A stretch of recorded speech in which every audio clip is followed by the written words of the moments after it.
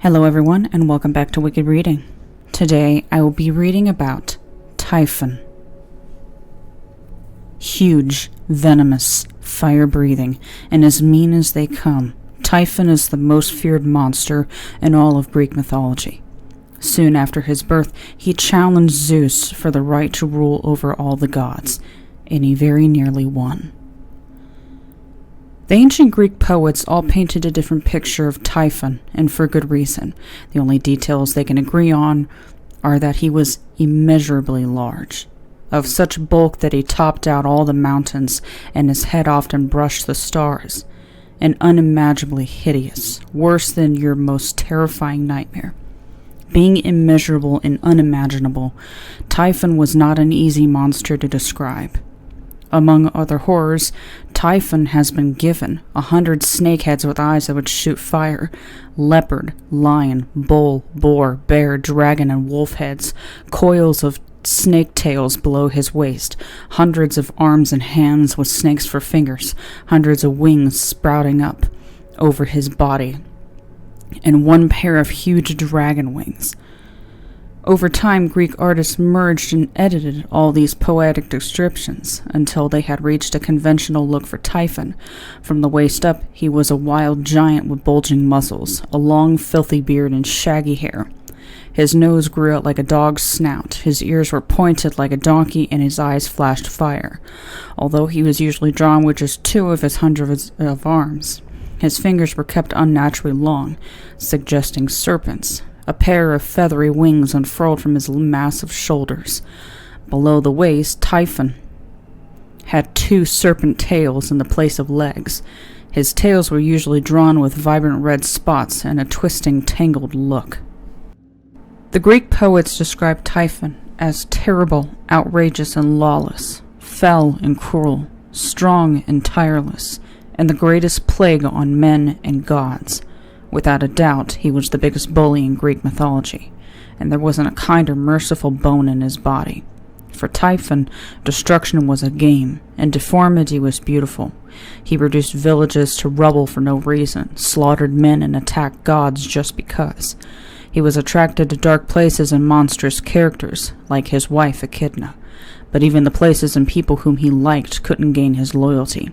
He spent his life on a solitary path of destruction. With so many monstrous parts packed into one body, Typhon never ran out of ways to attack.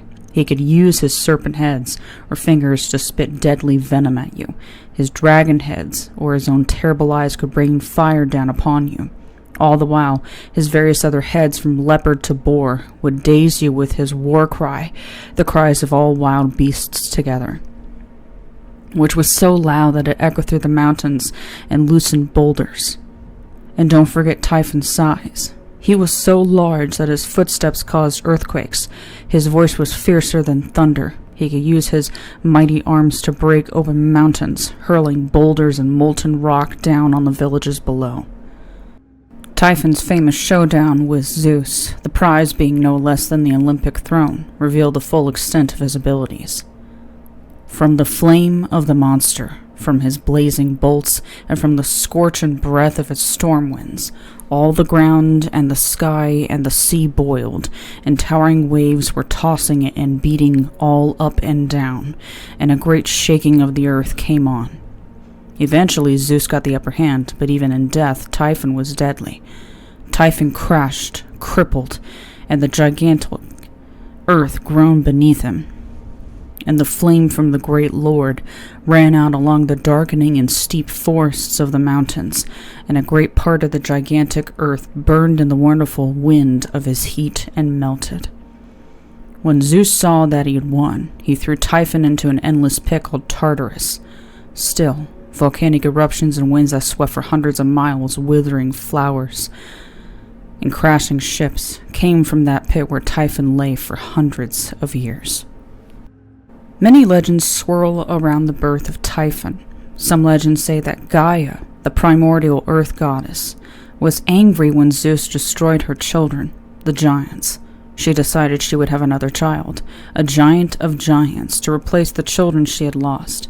But since Zeus had also defeated her husband, the Titan Cronus, she needed a new lover, She turned to Tartarus, the pit, and with the help of Aphrodite, they were able to produce a child, Typhon. Other legends claim that Hera had a fit of rage after she discovered yet another one of Zeus's love children. She declared that she would have a child without Zeus, since he had so many children without her, and that the child would even be mightier than Zeus himself. Some legends say that Gaia heard her cry and sympathized with her, so she made Hera pregnant with Typhon. Other legends say that Hera went to Cronus and he gave her 2 stones covered in his own semen. Hera buried them, and after many months, one grew up as Typhon. For a bride, Typhon took Echidna, a monstrous snake woman who lived in a cave and devoured men who happened to pass by. Of course, Echidna didn't have much luck with devouring Typhon, so she accepted him as a mate instead and bore him many fierce offspring, including the Lenaean Hydra, the Chimera, the Sphinx, Cerberus, the Gorgons, and Scylla. Together, Typhon and Echidna became as the father and mother of all monsters. Typhon was first mentioned in Homer's Iliad, which was written around the 8th century BCE, but it wasn't fully fleshed out until Hesiod wrote his Theogony in the 7th century. Thereafter, countless Greek and Roman poets tackled this great monster. Pindar, Virgil, Ovid, Nonnus, and Seneca all contributed to his legend. But it's possible that Typhon has an older ancestor. The Greeks themselves pointed out that there was a connection between their monstrous Typhon and the Egyptian god Set, who also sparked terrible battles when he tried to seize control from the supreme god. During Greek times, Typhon was connected with all kinds of natural disasters, from droughts to tsunamis to wildfires and volcanic eruptions. Appropriately, his name lives on in today's culture as dreaded natural disaster, the typhoon. Typhon has also shown up in many modernized versions of Greek mythology, including Clash of the Titans and Percy Jackson.